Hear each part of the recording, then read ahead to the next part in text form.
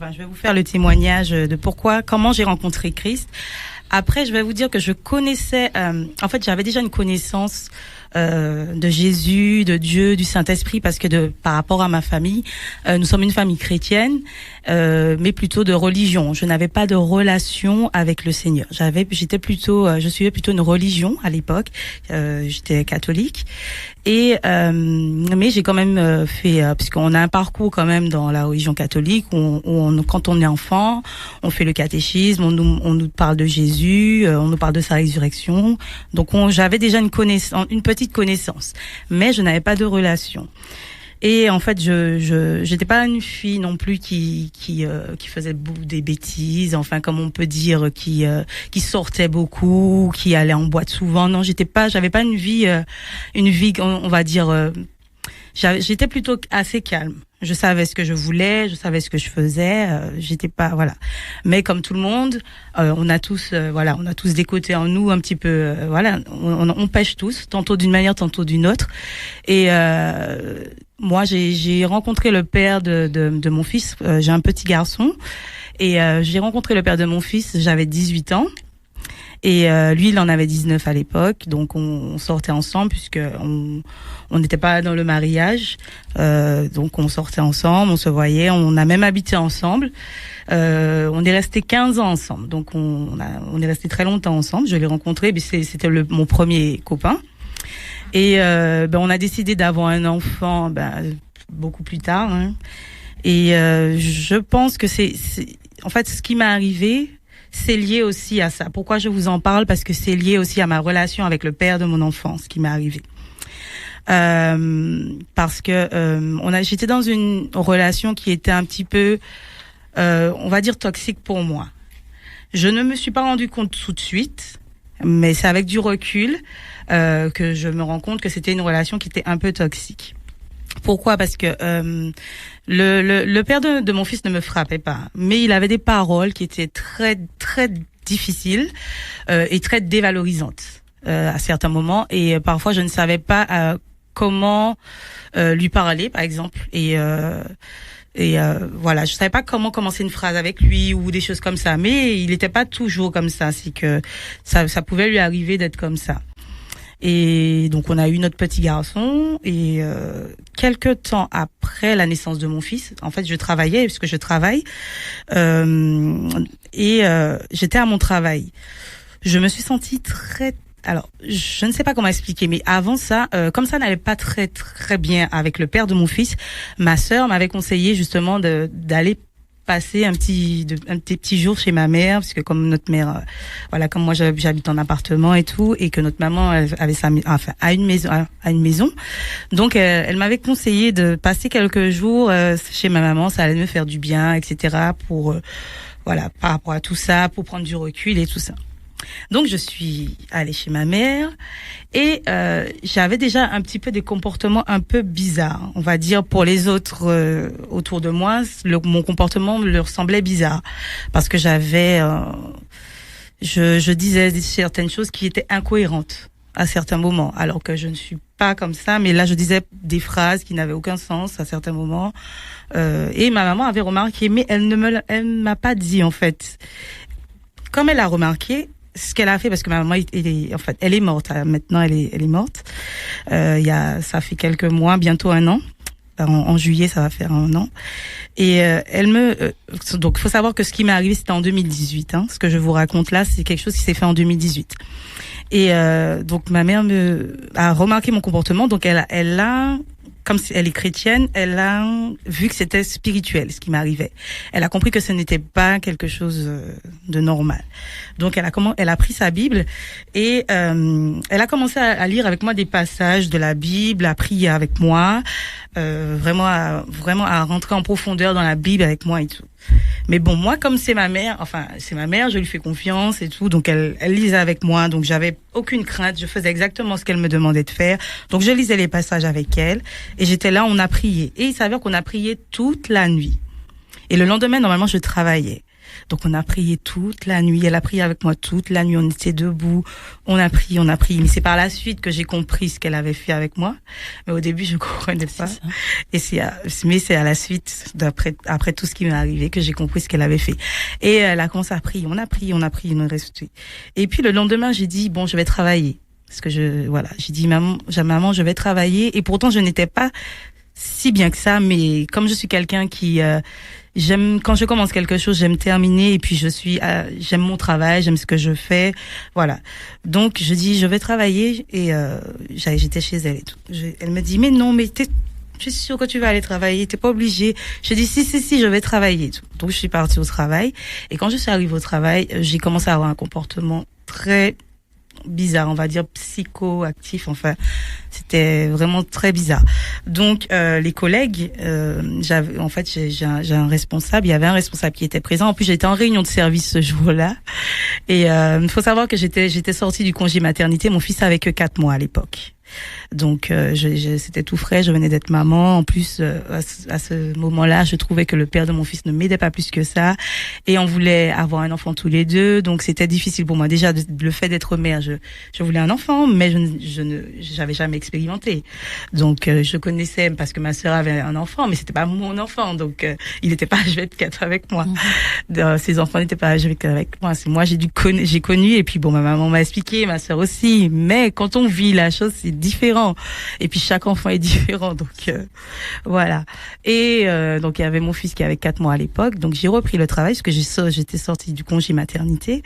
Et donc j'ai repris. Donc je pense que tous les hormones, plus le fait d'être chamboulé parce que nouvelle vie, le fait d'avoir les problèmes avec le père, etc. Donc ça a fait beaucoup de circonstances dans ma tête. Je pense que ça a dû créer un trop plein dans ma tête et du coup ça s'est ressorti d'une certaine façon que je vais vous expliquer tout à l'heure. Et donc voilà, donc ma mère, enfin je suis arrivée au travail, j'ai commencé à avoir un comportement très bizarre au travail. Donc comme mes collègues ils me connaissent, enfin ils me connaissaient pas tant que ça puisque je venais d'avoir ce travail-là en plus, parce que j'étais dans une autre agence avant et j'ai été affectée dans une autre agence. Donc ils me connaissaient un petit peu parce que j'avais rallongé mon congé maternité pour prendre ma prise de poste et donc ils me connaissaient pas tant que ça. Et quand ils m'ont vu, ils m'ont connu un peu, mais quand je suis revenue du congé maternité, ils ont vu que j'étais comme ça. Donc, ils étaient un petit peu, ils ont pas compris, en fait, mon comportement, mais ils ont bien réagi parce qu'en fait, grâce à Dieu, je me rappelle de tout ce que j'ai fait, de tout ce que j'ai dit et de tout ce que les personnes autour de moi m'ont dit, parce que je pense que le Seigneur voulait que j'en témoigne, donc il a permis que je puisse me rappeler. C'est ça. Donc j'ai bien vu qu'ils étaient bienveillants malgré tout.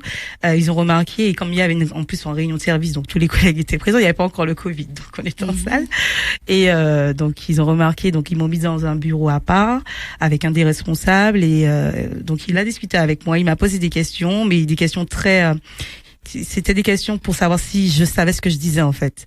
Et heureusement, c'était dans mon incohérence, il y avait un petit peu de lucidité heureusement. Et je lui disais des choses qui étaient quand même lucides, mais ils voyaient quand même que mon comportement était bizarre. Donc ils ont appelé les pompiers. Donc on est venu me chercher à mon travail ce jour-là et donc je suis partie à l'hôpital à la Mina, on m'a emmenée. Et donc voilà, donc quand je suis arrivée à l'hôpital, donc moi en fait quand on m'a demandé tu as un numéro, en fait ils m'ont demandé un numéro, mais moi je savais que je pouvais pas donner le numéro de ma maman parce que ma maman c'était en fait je suis obligée, c'était une maman très très, on va dire très mère poule, couveuse, elle était très proche de ses enfants, très proche de nous.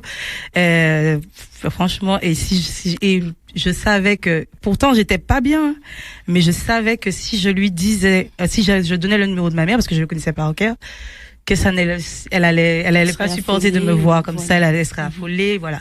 Donc j'ai donné le numéro de ma grande sœur que je connaissais aussi par cœur. Donc j'ai donné son numéro et tout. Et avec nous ce soir. Et voilà. Donc j'ai donné son numéro et du coup l'hôpital l'a appelé, tout ça. Et donc elle est arrivée. Donc quand elle est arrivée, elle a vu mon état. Mais bon, elle ne m'a pas montré. Elle n'a pas dit, elle n'a pas pleuré, mais j'ai vu dans ses yeux que ça n'allait pas, parce qu'on se connaît très bien, parce que avec mes sœurs parce que j'ai des frères et sœurs, nous sommes 6, j'ai 3 frères et 2 sœurs, du côté de ma mère. Après, du côté de mon père, j'ai des frères et sœurs aussi, mais du côté de j'ai plus grandi avec ceux du côté de ma mère, et donc du coup, quand j'ai vu la tête de ma sœur, je savais que c'était pas top pour moi. Mais comme je ne comprenais pas ce qui m'arrivait, et que ma mère nous a toujours inculqué depuis que nous sommes enfants que quand il y a quelque chose qui nous arrive, de prier. Donc moi, je n'en faisais rien d'autre. Déjà que je comprenais pas ce qui m'arrivait, je priais. Amen. Je priais. Et comme je connaissais le Notre Père par cœur, je récitais, je faisais que dire le Notre Père, parce que je ne savais pas encore prier comme maintenant je sais prier vraiment. Mais en tout cas, je connaissais la prière universelle du Notre Père. Donc je priais comme ça. Et je disais, et en même temps, je priais, mais je savais pas que je priais, parce que je disais, Seigneur, qu'est-ce qui m'arrive? Je comprends pas qu'est-ce qui m'arrive, parce que la prière, c'est simple en vérité. C'est discuter avec Dieu en réalité. Donc, voilà. Je lui parlais en fait. Mais pour moi, c'était peut-être pas encore de la prière, parce que je ne connaissais pas encore, parce que j'avais un manque de connaissances, mais c'était de la prière. Donc, je priais en même temps. Je disais, mais Seigneur, qu'est-ce qui m'arrive? Je ne comprends pas. Est-ce que tu peux m'aider? Qu'est-ce qui m'arrive? Donc, je suis là, je suis dans l'hôpital. Après, je vois ma sœur qui arrive, et dans ses yeux, comme je vous disais tout à l'heure, je vois que ça va pas. On commence à lui parler, à lui dire certaines choses me concernant. Bon, j'entends une partie, mais mon cerveau, en fait, il était déjà dans une autre stade, une autre dimension. Et voilà, je voyais, mais c'était bizarre, parce qu'en fait, j'avais l'impression que je voyais, en fait, mes pensées, comme si que ce que je pensais, je le disais. Par exemple, des fois, on pense quelque chose, on le dit pas, mais on a pensé, mais on le dit pas. Mais moi, tout ce que je pensais, je le disais à haute voix. C'est-à-dire que si, par exemple, heureusement que je suis pas quelqu'un qui a de mauvaises pensées, parce que, en fait, il y avait le médecin, il y avait un médecin avec nous, je me rappelle, elle avait de très beaux yeux, elle avait des yeux verts et tout, et moi, je lui ai dit, oh là là, vous avez de beaux yeux, mais en fait, tout était décuplé. Mes sens étaient décuplés à l'extrême. Donc, c'est-à-dire que quand je lui ai dit ça avec, comme si j'étais excitée, avec une joie intense. En fait, je lui ai dit, oh là là, vous avez, comme les enfants font, en fait. D'accord. Je lui ai dit ça, vraiment comme les enfants, quand ils sont contents, j'avais cette attitude. Ça s'approchait un peu du délire. Voilà, exactement. Ouais. Un peu de la folie, un peu bizarre. Pour ceux qui sont en face, je pense que ça devait ressembler à ça. Et donc, je lui ai dit, vous avez de beaux yeux et tout. Mais je lui dis ça, pour moi, c'est un compliment. Mais je vois qu'elle écarquille les yeux quand je lui dis ça. Je me dis, mais pourquoi elle fait ça? Mais après, comme le Seigneur m'a permis de me rappeler, je sais pourquoi elle faisait ça maintenant. Mais bon, après, pour continuer, donc je disais les choses décuplées, je sentais aussi, je sais pas comment dire, mais quand la personne avait, je sais pas si c'est l'aura que la personne dégageait, j'arrivais à sentir les mauvaises ondes des gens autour de moi. Quand je me levais, comme j'avais des voix, en fait, j'entendais des voix. J'entendais 2 voix. Il y avait une voix très douce, très calme, très posée qui me parlait, et une autre, elle parlait pas méchamment non plus, parce que en fait en vérité c'est ma voix que j'entends, mais le débit, je sais que il y avait la voix du Saint-Esprit et la voix de l'autre. Et en fait, la voix de l'autre me poussait au suicide. En fait, il me disait, parce que j'avais un enfant, ça faisait que 4 mois qu'il était né, et en fait, ça me disait, tu n'as pas d'enfant. Et comme j'avais gardé la sucette de mon fils, je me suis dit, mais si, j'ai un enfant. Donc je regardais, en fait, il voulait me faire douter voilà. Donc il me disait, non, tu n'as pas d'enfant, je te dis. Je répondais, oui, j'ai un enfant, en fait. Oui, j'ai un enfant, je suis sûre. Mais comme peut-être que je doutais, il se disait peut-être, donc il continuait, voilà. La voix persistait. Donc du coup, je me suis dit, j'ai regardé à nouveau la sucette. Je me suis dit, bon, comme ça fonctionne pas, je vais regarder, comme des fois les femmes, il y a des femmes qui n'ont pas de vergeture quand elles ont des enfants, mais certaines ont. Et moi, je fais partie de celles qui ont eu des petites vergetures. Elles sont pas énormes, mais j'en ai eu quelques-unes. Et je me suis dit que si je vais dans le miroir, enfin, si je vais dans les toilettes et que je vois ce signe-là sur mon corps, que ça veut dire que je suis bien une maman, voilà, et que j'ai un enfant. Et ça, voilà. Donc du coup, je me suis rendue dans les toilettes et j'arrivais pas très bien à le faire parce que je vous disais que j'arrivais pas à me contrôler mes mouvements, mais j'ai quand même lutté pour arriver dans les toilettes, et je suis arrivée aux toilettes et j'ai vu que j'ai dit oui, j'ai un enfant, et la voix a cessé. Et bon, il s'est passé beaucoup de choses parce que j'entendais beaucoup de bruit, beaucoup de vent. Enfin, il y avait comme s'il y avait des trucs qui tapaient sur les murs. C'était intense. Et ça, à ce moment-là, j'étais attachée. C'était au moment où j'étais attachée, justement, où j'ai dit que je savais tout le monde, parce que ce que je vous ai raconté, c'était un peu avant. C'est juste que j'avais omis de le dire. Et quand je suis arrivée dans la chambre, voilà, donc j'ai entendu tous les bruits, j'entendais tout. Mais ça a duré combien de temps à peu près, en fait? Ah là, toute la nuit. Non, je veux dire, en fait, l'hospitalisation. Tu restais, en fait, combien de temps à peu près? Un jour ou deux. Oui, 24 heures, je pense. Le temps qu'on me dépose quand je suis sortie du travail. Et t'as vécu tout ça en 24 heures? Oui. C'était c'est pour ça que je dis que c'était intense, en peu de temps. Très intense et très bouleversant en même temps. Parce que, voilà, c'était bouleversant en même temps. Et parce qu'on comprend pas ce qui nous arrive. Enfin, c'était, et quand je suis arrivée dans la chambre, à l'étage, c'est là que j'ai fait ce que je vous ai dit, je me suis détachée, en fait, voilà. Et j'entendais tous les bruits autour, c'était intense. J'entendais tous les petits bruits, tous les bruits de vent, mais c'était pas des bruits qu'on a envie d'entendre, en fait. Et puis à un moment, donc j'ai commencé à me refaire. Je pense que c'est le Saint-Esprit qui a fait, c'est pas moi, c'est le Saint-Esprit toujours, la gloire de Dieu. J'ai commencé à me refaire petit à petit, à reprendre mes esprits, à pouvoir recontrôler mes mouvements, comme tout le monde, à recontrôler mes mouvements. Donc, je comprenais ce que je faisais. Donc, à un moment, il fallait que je passe, puisqu'ils avaient préconisé, mais moi je savais pas, mais ils avaient préconisé à ma sœur et à mon compagnon. À l'époque, l'internat, je sais pas. Pour me mettre à Mangouvulsin. Donc du coup, moi, il y a un médecin qui est venu me voir, il a commencé à me parler, à me dire oui, vous savez, vous avez fait telle chose, vous savez, est-ce que c'est pas normal? Et là, j'avais déjà repris mes esprits. Donc je savais que c'était pas du tout bien, mais je lui ai expliqué, je lui ai exposé des faits dans ma vie, je lui ai dit certaines choses. Bien sûr, j'étais conduit par le Saint-Esprit parce que c'est vraiment le Saint-Esprit qui a fait. Parce que je lui ai exposé ma situation, j'ai parlé en toute lucidité et quand je lui ai parlé, en fait, son envie a disparu.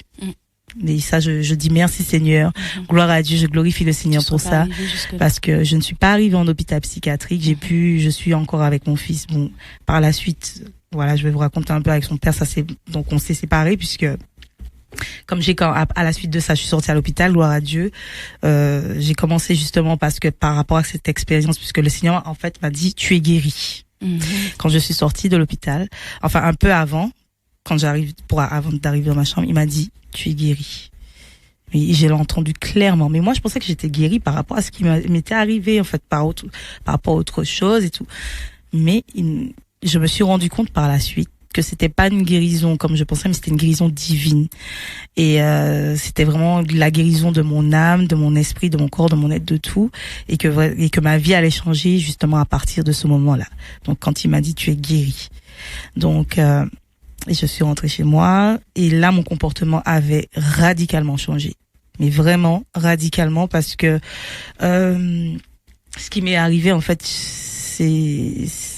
c'était quelque chose qui était très intense. Donc et comme je sais que c'était lié c'était spirituel ce qui m'est arrivé, donc j'ai commencé à lire ma Bible, mais vraiment en profondeur. Après ça, vous savez, quand les enfants ont faim, ils ont soif. J'avais soif de la parole. Amen. J'avais vraiment, vraiment soif de la parole. Donc je lisais la Bible tout le temps. J'étais plongée dedans. Quand j'avais un temps, parce que je travaillais et tout, mais quand j'avais un moment dans la journée, je lisais. J'ai lu tout le Nouveau Testament peut-être en un mois. D'accord. J'ai lu tout le Nouveau Testament. Après, quand j'ai lu tout le Nouveau Testament, le Saint-Esprit m'a redirigé vers certains passages de l'Ancien Testament, notamment dans Exode 20, où il y avait le rappel des 10 commandements. Et quand j'ai relu les 10 commandements, parce que j'avais déjà lu, mais j'étais enfant quand j'avais lu. Mais là, quand je l'ai relu, j'ai vu certains passages, notamment concernant les images taillées et voilà, les représentations de ce qui sont dans le ciel et tout ça. Et comme ça, par rapport à ce qui m'était arrivé. Je savais que c'était spirituel, donc je voulais me rapprocher de Dieu. Donc j'avais été acheter justement une croix. J'avais été acheter une petite vierge. Non, pas une vierge. Plutôt une statuette de Jésus, on va dire. Et j'avais mis ça chez moi. Et quand le Saint-Esprit m'a renvoyé vers Exode et que j'ai relu les 10 commandements, j'ai jeté. Parce que je me suis arrêtée sur le commandement de Dieu qui disait: tu ne te feras ni d'image taillée, ni de représentation de ceux qui sont dans le ciel. Donc ça m'a marqué. J'ai même pas regardé, j'ai même pas essayé j'ai jeté tout de suite. Et ça faisait pas longtemps que j'avais acheté. J'ai tout jeté. Et j'ai commencé à relire, à vraiment être en profondeur. Donc donc après quand j'ai fait tout ça, j'ai continué à lire ma Bible, à lire. Et mon comportement changeait de plus en plus parce que, en fait, la Bible, comme on dit, c'est esprit et vie. Amen. Quand tu la lis, en fait, le Seigneur te révèle par son Saint-Esprit certaines choses que tu ne comprenais pas avant. Et comme quand je la lisais d'un cœur sincère. Et pour moi, c'est la parole. Je me disais pas, c'est un livre. Pour moi, c'est Dieu qui me parle à travers ce livre. Donc pour moi, c'était la parole de Dieu. Donc quand je lisais, c'est Dieu a dit ça, donc il faut arrêter.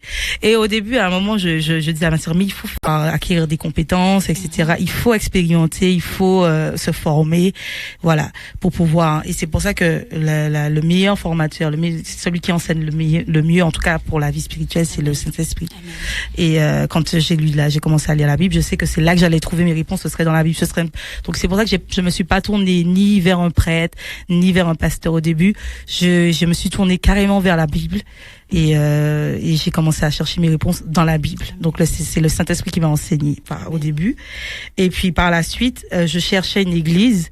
Ça faisait un moment que j'étais pas allée à l'église et j'avais pas forcément d'église. Donc je cherchais, et parce que je ressentais le besoin de me faire baptiser. Parce que j'avais lu dans les Écritures qu'il fallait se faire baptiser et tout. J'avais déjà reçu un baptême quand j'étais enfant, mais pour moi, c'est comme je voulais montrer que j'ai choisi de moi-même, puisque quand on est enfant, on va dire que ce sont nos parents qui le font pour nous.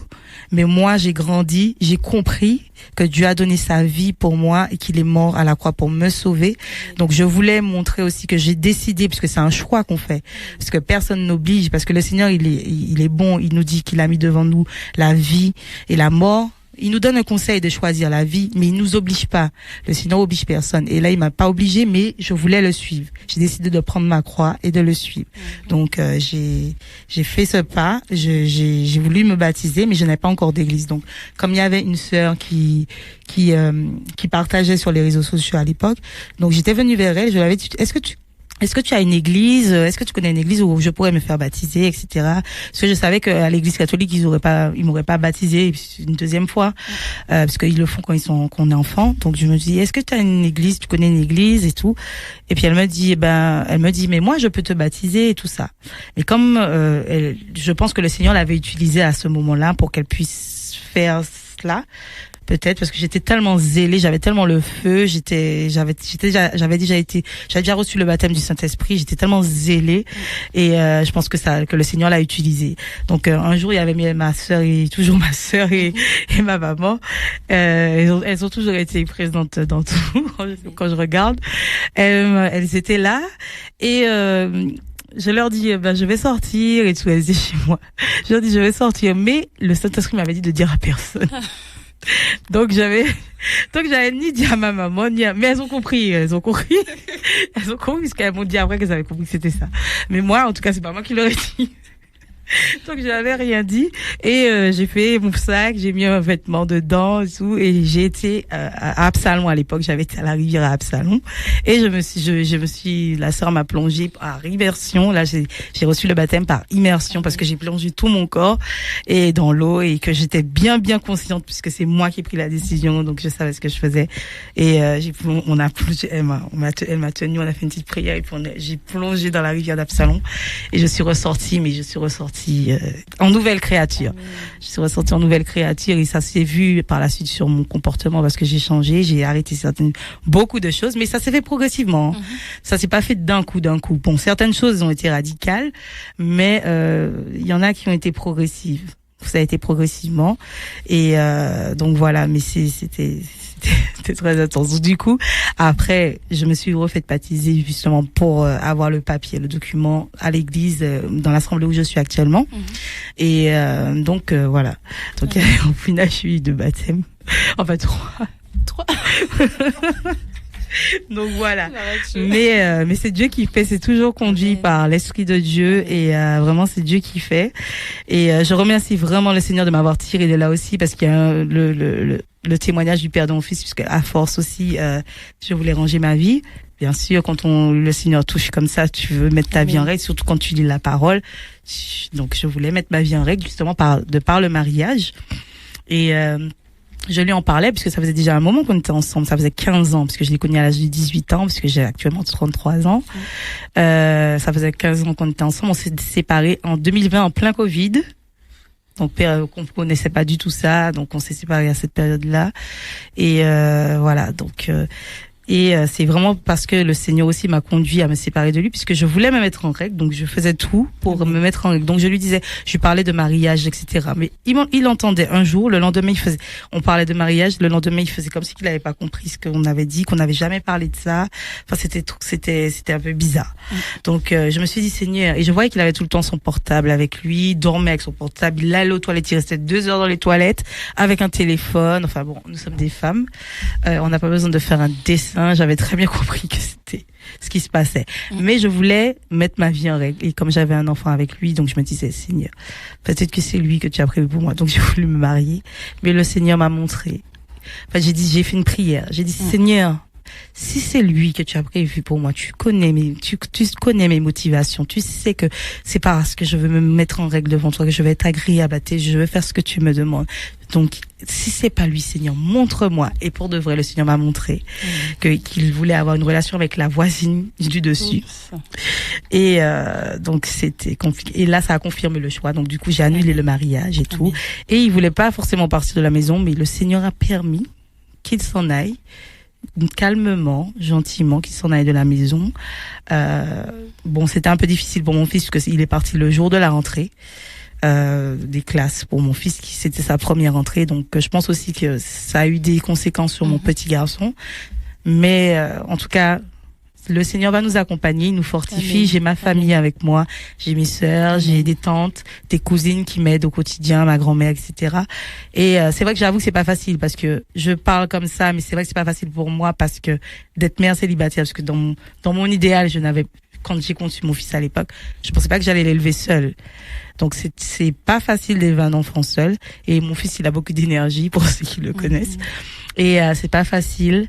Et mais je puis tout par Christ qui me fortifie. Amen. Parce que le Seigneur est là et je sais que je vais y arriver. Amen. Parce que si le Seigneur a permis que mon fils soit là, il a permis ces choses, c'est qu'il sait que je suis capable de le faire. Donc je vais réussir à le faire, même si ça va être difficile. Je vais pas lâcher la main de Dieu. Amen. Et je vais aller de l'avant comme le Seigneur veut que je le fasse. Amen. Et voilà. Amen.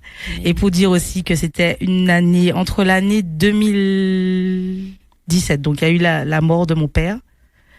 La naissance, alors mon père est mort en 2017. En 2017, mon fils aussi est né. En fin d'année, en début d'année, mon père est mort. En fin d'année, mon fils est né. En 2018, j'ai failli mourir à l'hôpital. Le témoignage que je vous ai raconté. En 2019, c'était un peu compliqué la relation encore avec le papa, puisque justement je me rapprochais de Dieu et que lui, il était carrément dans le monde. Donc moi j'étais attachée aux choses du ciel et lui pas du tout. Donc on était tout le temps en conflit, incompatible, en conflit, etc. Et moi je gardais les yeux très fixés sur le Seigneur. Donc ça n'allait pas du tout. Et donc c'était un combat en 2019 et en 2020 je me séparais déjà de lui puisque le Seigneur me montrait. Donc on est resté un moment ensemble dans la même maison, mais on était colocataires puisque rien ne se passait, rien ne se faisait. C'est juste que j'attendais le moment qu'il parte. Et ensuite, j'ai déménagé et ma maman était là. Donc, ma maman m'a accompagnée pendant tout ce moment-là. Parce que c'était un moment qui était difficile pour moi. Et où ma maman, comme elle savait qu'il m'était déjà arrivé quelque chose en 2018, elle savait que peut-être puisqu'elle sait pas en fait vraiment, mais elle se disait au cas où il faut que je sois près de ma fille pour le moment où elle va rompre cette relation parce que ça risque d'être très très difficile pour elle. Et c'était difficile pour moi puisqu'il fallait que je me détache de lui, il fallait que je déménage, il fallait que je fasse beaucoup de choses, fallait que voilà. Et en même temps, j'avais trouvé le Seigneur, donc je voulais pas lâcher sa main. Donc il fallait faire plusieurs choses en même temps. Donc j'allais à l'église souvent, enfin je continue à aller à l'église toujours et à lire ma Bible toujours aussi, à prier notamment. Mais voilà, je faisais toutes ces choses là en même temps, m'occuper de mon fils et déménager, et trouver la technique pour savoir comment le père allait sortir de la maison. Enfin, voilà, c'était tout et ma maman m'a accompagnée, elle était avec moi. Donc, elle est restée à peu près 5 mois dans la maison avec nous, avec mon fils et moi. Donc, mon fils a eu l'abandon, enfin, je vais dire l'abandon puisque le papa est parti. On s'est séparés. Il voit son père un week-end sur 2. Mais bon, pour un enfant, c'est pas énorme, mais au moins c'est déjà ça. Et mais après ma maman, justement, il a vécu aussi la mort de ma maman, puisque ma maman est morte en juillet 2021 et ça a été foudroyant pour nous tous, pour mes frères et sœurs et moi. Et parce qu'elle est elle est morte d'une maladie très dégénératrice on l'a vu vraiment changer physiquement et c'était très difficile physiquement pour nous aussi et psychologiquement parce qu'en fait on n'avait pas fait appel à des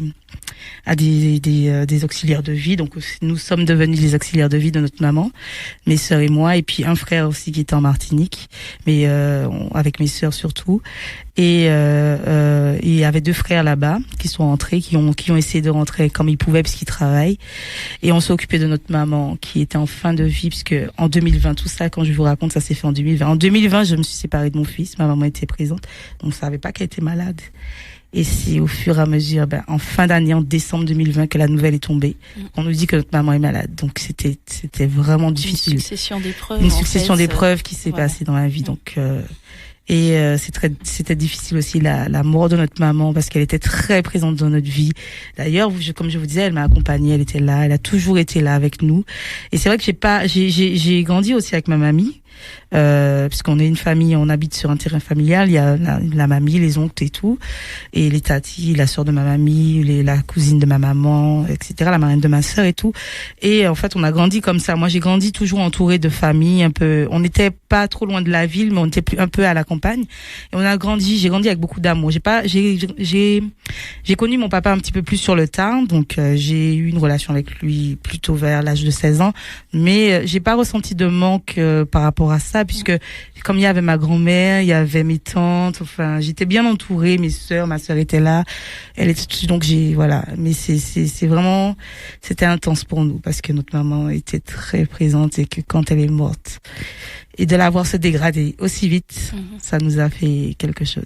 Mais bon, on avance, et puis comme ma maman avait donné sa vie à Christ un peu avant nous tous, elle s'était faite baptiser peut-être 10 ans avant cela, puisqu'elle était partie avec une tante à moi dans une église, et puis on lui avait demandé est-ce qu'elle voulait se faire baptiser, et puis elle avait accepté le Christ et tout ça, et elle avait déjà accepté, donc elle vivait. Et puis de toute façon, ma maman, même avant ça, elle avait une façon de parler de Dieu qui était déjà différente de tous les autres membres de la famille. Donc ça lui a valu d'ailleurs d'avoir des mots un peu genre comme si elle était un petit peu folle ou des choses comme ça, parce qu'elle était déjà différente de nous tous, mais en tout cas elle avait déjà ça en elle. Et d'ailleurs beaucoup de personnes de ma famille le reconnaissent parce qu'elle avait déjà quelque chose qui était ancré en elle, même avant tout ça. Et après, quand elle a donné sa vie à Christ, bon, ça nous a pas étonné en même temps, puisque même nous, parce qu'on j'étais pas encore, et ça ne m'a pas étonné en vrai, quand elle a donné sa vie à Christ. Donc, je sais que là où elle est, je sais que moi, à chaque fois, je me réconforte en me disant que, dans le passage des Thessaloniciens, justement, un Thessalonicien, où on parle de l'avènement du Seigneur, quand il va revenir, que les morts en Christ vont d'abord ressusciter, et que nous, les vivants, On va monter aussi. Donc, je me dis que ma maman va faire partie des morts en Christ, puisque je sais qu'elle est morte en Christ. Amen. Donc, je sais qu'elle est morte, mais je me dis, voilà, je sais que je crois, là, j'ai la foi. Je sais que ma maman repose dans un endroit où, quand le Seigneur va arriver, qu'il va la prendre avec elle. Donc, c'est pour ça que peut-être que les gens, voilà, ils me disent, ils se disent, elle s'est remis quand même assez vite de la mort de sa maman. En vrai, on se remet pas. Je tiens à dire qu'on se remet pas de la mort de nos parents, surtout d'une maman, parce que une maman, c'est une maman, donc on ne peut pas ne pas penser à elle tous les jours. Donc je pense à elle tous les jours, mais j'avance parce que j'ai un enfant et je dois continuer. Mais quand on dit faire un deuil, c'est un bien grand mot. Faire un deuil de sa mère, pour moi, je pense pas. Voilà, donc mais en tout cas ça va, on avance, mais je sais où elle est parce que elle avait la foi et elle a pendant sa maladie, elle a transmis sa foi déjà à nous, ses enfants, à sa famille aussi, et quand elle était malade, elle a transmis sa foi à tout le personnel soignant qui s'occupait d'elle, les infirmières, puisqu'elle allait souvent à Clarac, à l'hôpital Clarac, elle transmettait sa foi, mais vraiment les gens étaient déjà, en plus on avait dit aussi qu'elle allait mourir tôt, mais elle a tenu plus parce que Dieu a fait qu'elle tienne plus. Amen. Donc c'est vraiment Dieu qui fait toutes choses et il connaît toutes choses. Et elle nous a vraiment fortifiés. En plus, voilà, nous sommes soudés, nous sommes une famille soudée. C'est vrai que toutes les familles, on se dispute des fois, mais c'est vite fait, on se retrouve tout de suite. On est très soudés entre mes sœurs et moi, mes frères, et même avec les autres membres de la famille. Donc, en tout cas, je remercie le ciel de m'avoir donné une famille comme cela, et aussi de m'avoir permis aussi de trouver une famille aussi en Christ, parce que j'ai trouvé aussi une autre famille en Christ. Je remercie aussi je tiens à remercier l'Assemblée JCLC, parce que le pasteur Stéphane, qui est un très bon pasteur et qui est là pour chacun de nous, qui est toujours là avec sa famille Myriam, qui sont vraiment là, les anciens, franchement, ils sont vraiment aux petits soins avec nous. Et je les remercie tous. Je tiens à remercier tous les membres de l'église, ma famille, vraiment, mes frères et sœurs. Voilà, je les aime beaucoup, ils savent ça. Et ma grand-mère, tout le monde. Et vraiment, je suis contente d'être là et de pouvoir témoigner. En tout cas, merci. Et gloire à Dieu. Moi, je veux faire que glorifier le Seigneur, parce que je ne suis rien sans lui. Je ne peux rien faire. Et tout ce qui m'arrive, en fait, peut-être que les gens vont dire, il lui est arrivé beaucoup de choses, mais moi, je remercie Dieu, en fait, que toutes ces choses me soient arrivées, parce que j'aurais pas établi de relation avec lui. J'aurais continué à faire ma petite vie normale, tranquille. Et là, quand toutes ces choses me sont arrivées, c'est là que j'ai cherché justement à le connaître. Et c'est bien pour ça que le Seigneur dit, cherchez, vous trouverez. Amen. Frappez, on vous ouvrira. Et effectivement, c'est la vérité. Amen. J'ai frappé, j'ai ouvert. Et j'ai cherché, et je cherche toujours, parce qu'il y a toujours des choses il a toujours des choses à nous dire. Donc voilà. Donc Amen. En tout cas, je tiens à remercier tout le monde. Et puis je tiens à te remercier aussi, Christelle, parce que de m'avoir invité aussi ici. Amen. Donc voilà, merci à Radioactive Martinique.